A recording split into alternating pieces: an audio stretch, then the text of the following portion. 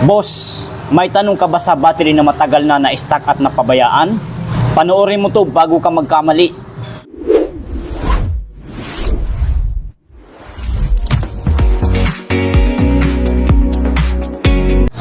Magandang araw mga katip ni Kuya. Ako si Kuya RM. Ngayon may dala tayong 12in12 3B Motorite battery ng isang customer na ginagamit niya pang ilaw sa bahay at pang kuryente ng isda. Ito po ang itsura. Ayan. 12in12 3B Motorite, pang matagalan po ito. So, ayan itsura. Ayon sa customer, na stock at napabayaan ang battery ng halos 2 buwan. Ang ginagawa niya, tinapon niya ang tubig nito, laman ng battery at pinalitan ng sulfuric acid o battery solution. So ikutin natin, pansinin natin. Ayan mga boss, mga ma'am sir.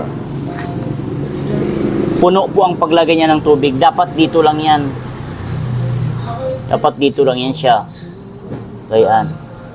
Pinuno po niyang paglagay. Kung tingnan natin dito, ayan, dapat nasa upper lang siya, dapat dito. Sa may guhit na ito, upper dapat. Pero, pinuno po niyang paglagay.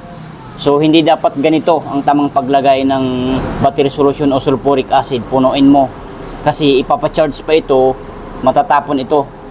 Magtatagas to sa simento.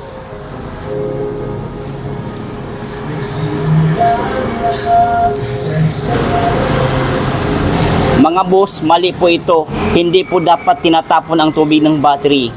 Kapag bumababa ang level ng tubig, ang tamang gawin ay dagdagan lang ng distilled water, hindi palitan ng bagong asido.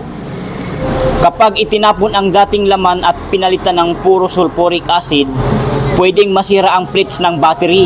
Bumababa ang buhay ng battery. Pwede ring hindi na ito mag full charge.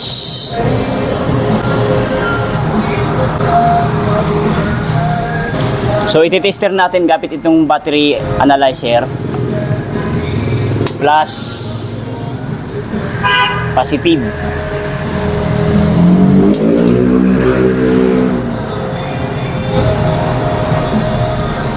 Positive at negative. Ayan. Pansin natin mga boss, mga ma'am sir, 11.88 volts na lang ang reading sa voltahe ng battery na ito. So check natin ang kanyang CCE saka SOH.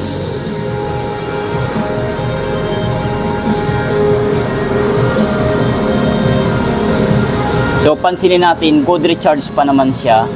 Din ang CCE ay 25 CCE na lang, 11.85 volts. SOH, state of health, ay 39% na lang, oh.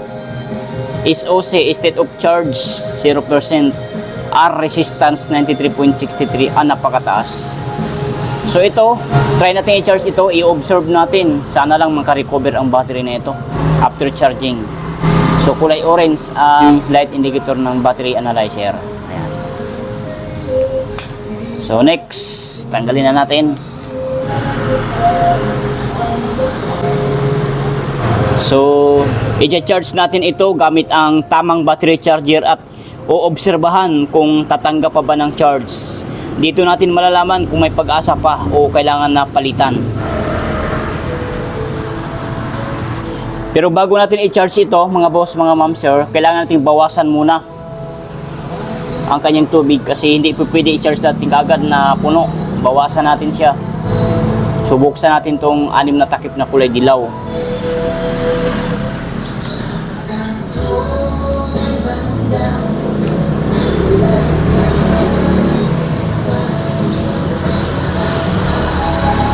So ayan, bukas na. Tingnan nyo, oh. Puno ang paglagay niya ng tubig, oh. Which is mali po yan, hindi po yan tama, ha. Mali yan, mali na mali talaga yan. So, bawasan natin.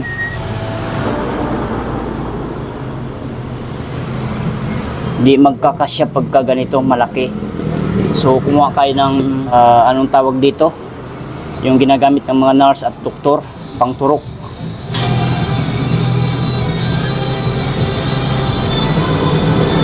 At ibawas natin ng ganon.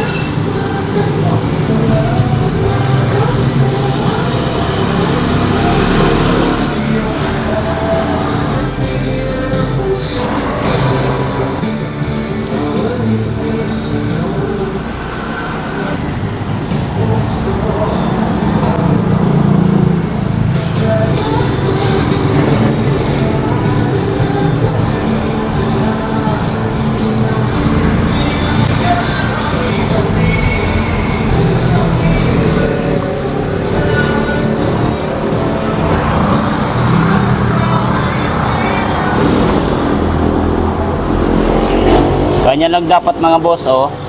Ganyan karami at level ang tubig na ilalagay nyo. Huwag nyong punuin. Nahihirapan ako dun, ha. Hirap gamitin yung aking pangbawas na kinagamit ng mga nurse at doktor. Pasira na kasi yun. Nahihirapan ako. Kailangan sundin nyo lang ito, oh.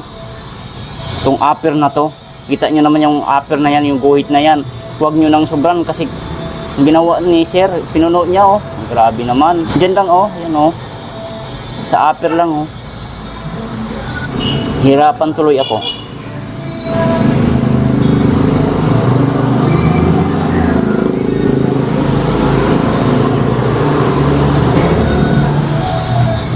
So ngayon, ang gagawin natin, charge na natin to.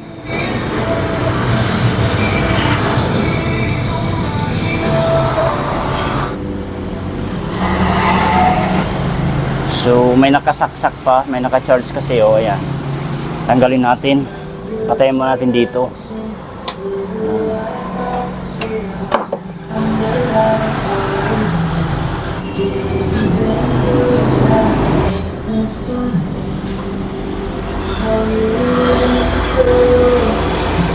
Pagkat natin dito sa positive at dito sa negative. So ayan. Sak na natin dito. So, okay na natin. So, ayan, tumaas ang aming 3 gauge na ating battery charger. So, ibig sabihin, tumatanggap pa ng charge itong battery na ito. So, sana lang yung pagtanggap niya ng charge, tuloy-tuloy yan, mapupull charge ito. I-update ko kayo kung ilang oras siya mapupull charge. So, ang ating oras ngayon ay alas 10:16 na ng umaga. Ayan. So, i-observe natin ito kung ilang oras siya mapupull charge. I-monitor natin, i-update ko kayo kung ano ang magiging kalabasan sa battery nito. Kung ito ba mapupull charge o mabubuhay pa o hindi na.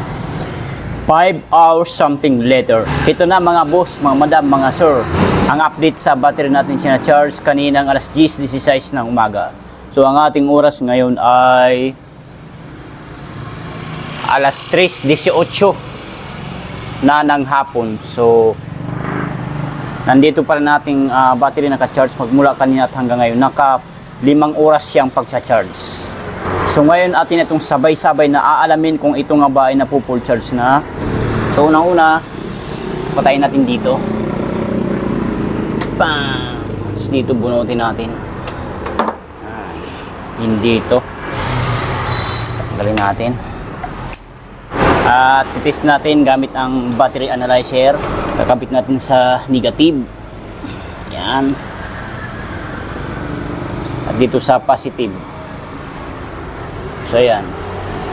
As you can see mga boss, mga ma'am sir, ang reading sa voltahe ng battery nito ay 13.2.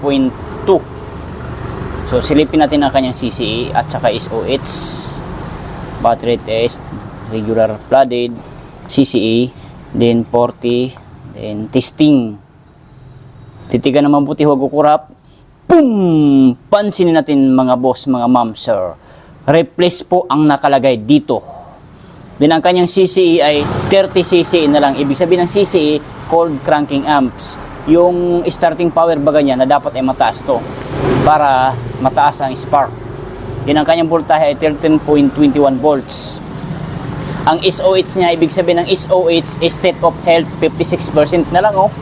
Ang SOC, ibig sabihin ng SOC, state of charge, 98% okay naman sa charge. Pero ang pagkakaroon ng mataas na voltahe, saka yung charge, hindi po yan basihan. Pag once na mababa ng CCE ng ating battery, useless, walang kwenta po. Ang R resistance 91.0, napakataas. So replace ang nakalagay dito. So kulay red o kulay pula ang light indicator ng ating battery analyzer. So nagpapahiwatig na palitin na talaga ang battery nito. So ayan, i-screenshot nyo po para may katibayan kayo. May ebidensya kayo, ayan o, kitang-kita nyo naman yan. Replace, malaking replace ang nakalagay dyan sa ating battery analyzer. Kulay pula. Ayan. So, tanggalin na natin yan. So, ito ang tip ko mga katip ni Kuya RM. Tandaan mga katip ni Kuya, huwag itapon ang tubig ng battery, distilled water lang ang dinadagdag. Iwasan ang over acid. Regular i-check ang voltage lalo na kung gamit sa bahay upang isda. So yon, sira po talaga ang ating battery, hindi kinaya. So huwag gayahin ang ganitong pamamaraan na itapon ang tubig at palitan ng sulfuric acid o battery solution. Hindi po yon tama. Bagkos, dagdagan nyo lang po ng distilled water. Huwag nyo itapon ang natitirang tubig. So kung gusto mo pa ng ganitong tips tungkol sa battery, huwag kalimutan mag-like, mag-subscribe, i-bell ang button para hindi ka na magkamali sa battery mo. Maraming salamat mga boss, tip ni Kuya RM, signing out.